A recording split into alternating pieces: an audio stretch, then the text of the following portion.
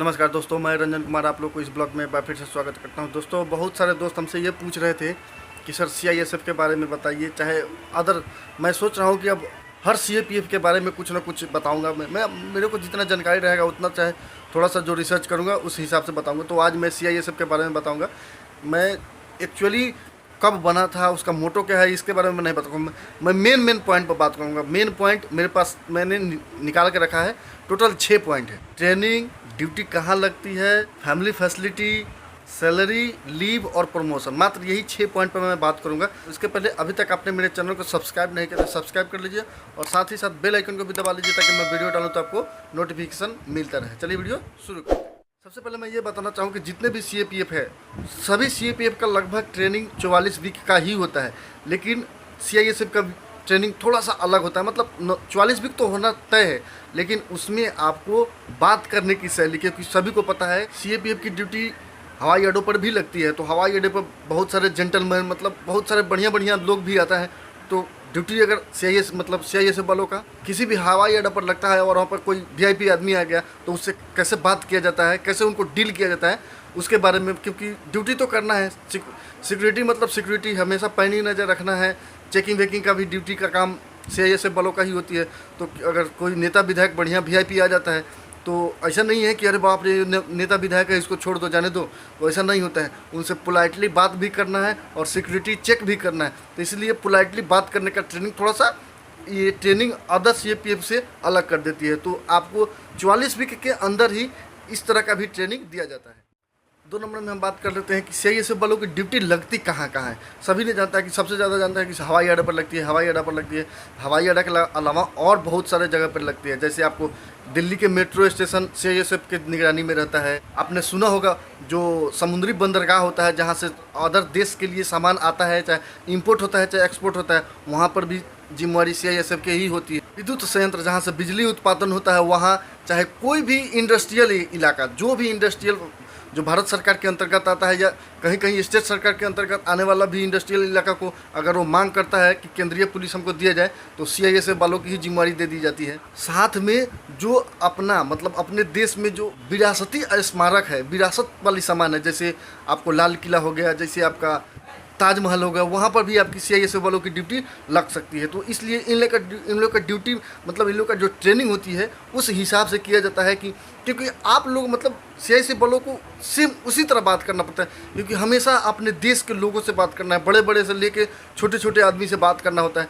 तो आप लोगों को पोलाइटली करने के लिए ट्रेनिंग, आपको स्पेशल ट्रेनिंग दिया जाता है। लेकिन ऐसा घबराने की जरूरत नहीं है, एक्स्ट्रा ट्रेनिंग नहीं होती है, वही 44 वीक के अंदर ही आता है। सब के अलावा आपको पोलाइटली बात करने का एक प्रकार से ट्रेनिंग ही दे दिया जाता है, ताकि आने वाली ड्यूटी में आपको कोई प्रॉब्लम नहीं हो किसी से बात करने में। इस प्रकार से आप देख सकते हैं कि सीआईएसएफ की ड्यूटी हमेशा टाउन में ही होता है। लगभग मतलब 95% ड्यूटी जहाँ भी लगती है या किसी भी इंडस्ट्रियल इलाका है ना, तो टाउन इलाका है। हमेशा आप टाउन में लोगों के साथ घिरे हुए रहते हैं, तो इसलिए आपकी जिम्मेवारी थोड़ा सा बढ़ जाता है। अगर किसी बॉर्डर पर बीएसएफ वालों को है कि डायरेक्ट अगर वो आ रहा है तो या तो दुश्मन है, नहीं तो मतलब उसको वार्निंग दो, नहीं तो गोली मार दो। ये सब की ड्यूटी ऐसे नहीं है।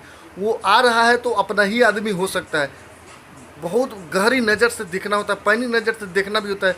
हो सकता है अपना भी आदमी हो सकता है दुश्मन भी हो सकता है। तो इसलिए आपके मतलब जिम्मेवारी बहुत ज़्यादा बढ़ जाती है। कम से कम जो बॉर्डर इलाका की ड्यूटी है उससे ज़्यादा जिम्मेवारी बढ़ जाता है। भले दूसरा कोई बोलता होगा कि नहीं इसमें रिस्क, इसमें कम नहीं है, रिस्क इसी में ज़्यादा है, क्योंकि यहाँ पे नए लोगों से मिलना पड़ता है आपको। कौन कैसा आदमी है किसी के सिर पर लिखा हुआ नहीं रहता है। वो आएगा, दुश्मन आ रहा है कि क्या आ रहा है, तो वही तो आपकी जिम्मेवारी होती है देखने की। अगर आपकी थोड़ी सी गलती हो जाती है तो पूरा टाउन, जो टाउन में बसा हुआ इंडस्ट्रियल एरिया है, पूरा टाउन तहस नहस हो सकता है।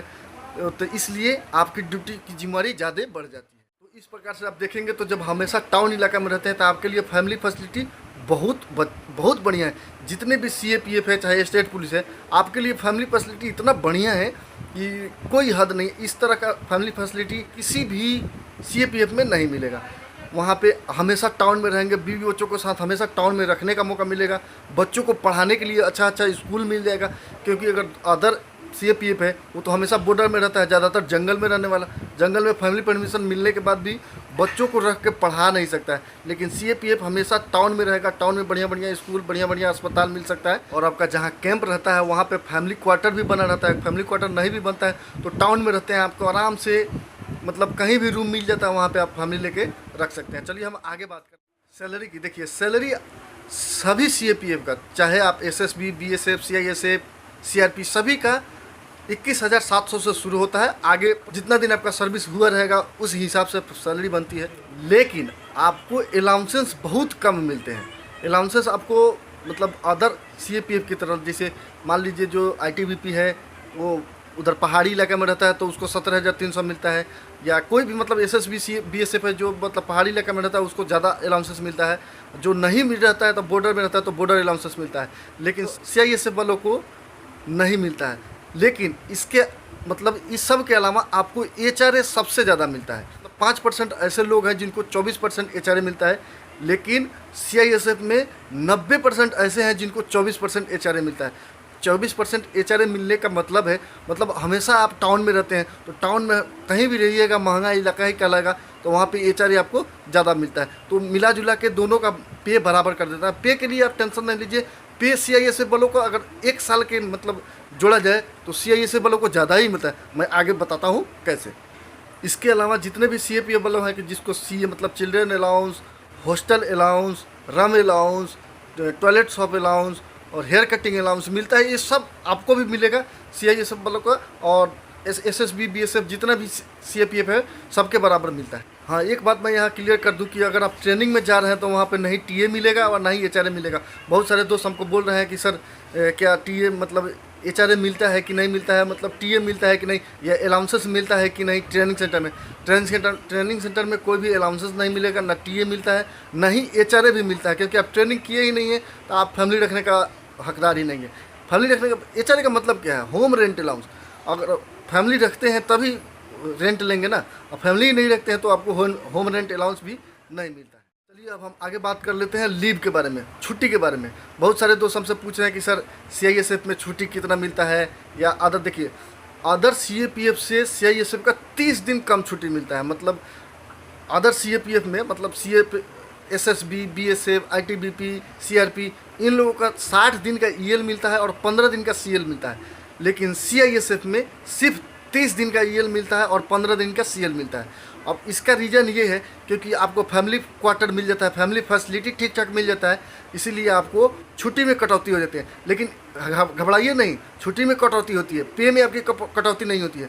पे आप मान लीजिए कि आपका 30 दिन छुट्टी गए हैं तो आपको मात्र 30 ही दिन छुट्टी मिला है। 30 दिन अगर छुट्टी काट लिए तो जो 12 महीने के मतलब 12 महीने का साल होता है, उस 12 महीने आपको 13 महीने का, साल के अंत में 1 महीने का एक्स्ट्रा पे आपको दे दिया जाता है। तो आपका पे मिला के बराबर कर दिया जाता है, और यही पे जो है अदर सीएपीएफ के बराबर पे कर देता है पूरे साल में।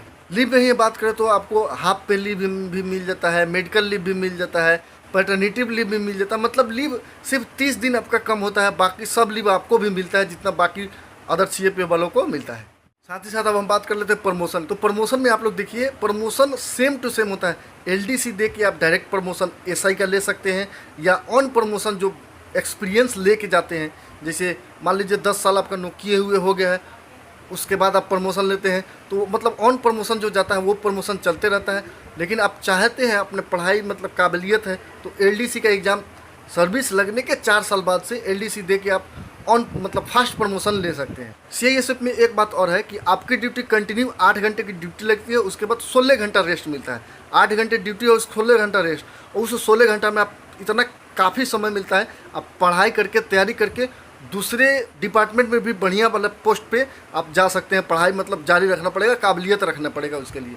तो ये प्रॉफिट आपको अदर सीएपीएफ में नहीं मिलेगा। आप अगर सीआईएसएफ में जा रहे हैं तो आपको पढ़ने के लिए बहुत सारा समय मिल जाता है, पढ़ के आप आराम से बढ़िया जॉब और इससे बढ़िया ले सकते हैं।